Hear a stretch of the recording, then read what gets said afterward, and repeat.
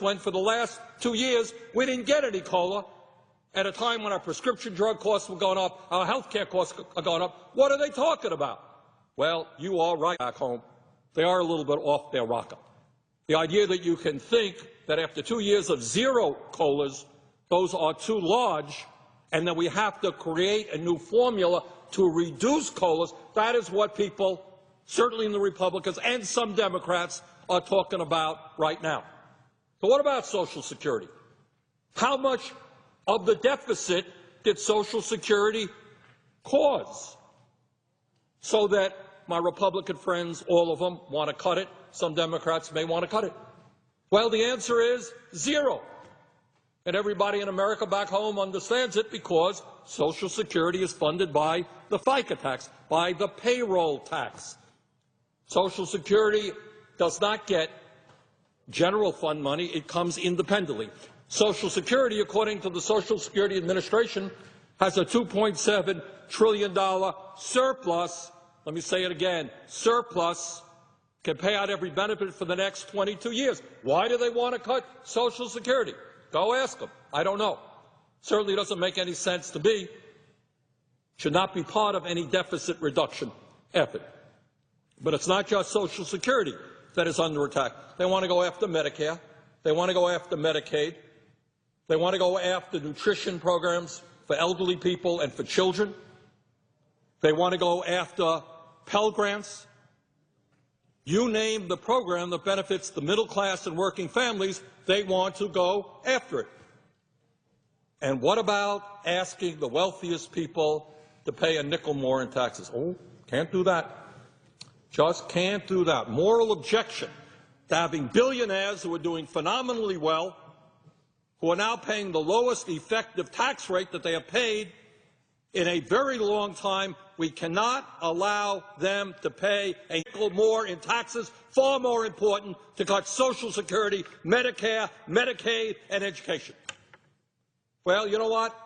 I think that that set of priorities is dead wrong, and I think the American people think those priorities are dead wrong, and we've got to work together to make sure that that doesn't happen in some kind of grand plan or whatever it is. Yeah, we can deal with deficit. We should deal with the deficit, but not on the backs of the elderly. You got millions of senior citizens in this country living on $12,000, $13,000, $14,000 in Social Security. It's either all or most of their income, and people here are talking about cutting Social Security. You got 50 million people who have no health insurance. We have 45,000 people who will die this year because they don't get to a doctor on time, and people say, let's throw kids off Medicaid. Let's throw lower-income people off of Medicaid. And what happens? What happens?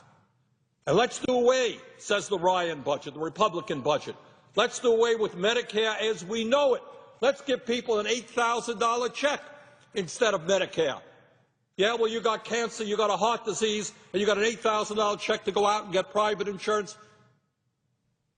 Madam President, how many days do you think you're going to stay in a hospital with cancer on $8,000? Not a whole long time. But that's what their plan is. So we are in the midst now of a great philosophical and economic debate. Rich are getting richer, and our Republican friends want to give them more tax breaks. The middle class is collapsing. Our Republican friends want to cut Social Security, Medicare, and Medicaid. And in terms of defense spending, I would just say this. Everybody here agrees. We want and need a strong defense. Do we really have to spend more on defense in the United States of America than the rest of the world combined? We spend more on defense than the rest of the world combined. We really have to do that. We spend 4.8% of our GDP on defense.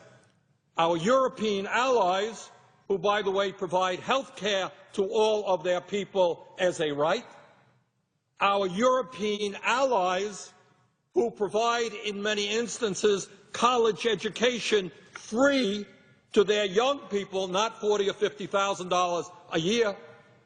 Our European allies, and I say this in all due respect to them, I respect that. That's what we should be doing. provide excellent quality child care to their working families, they spend 2% of their GDP on defense. We spend 4.8%. So, Madam President, we are in the midst of an interesting moment. And I would hope that the American people become engaged in this debate, because I think, by and large, the position that the Republican Party is taking, tax breaks for billionaires, cuts in Social Security, Medicare, Medicaid, I think that that is way out of touch with where the American people are today.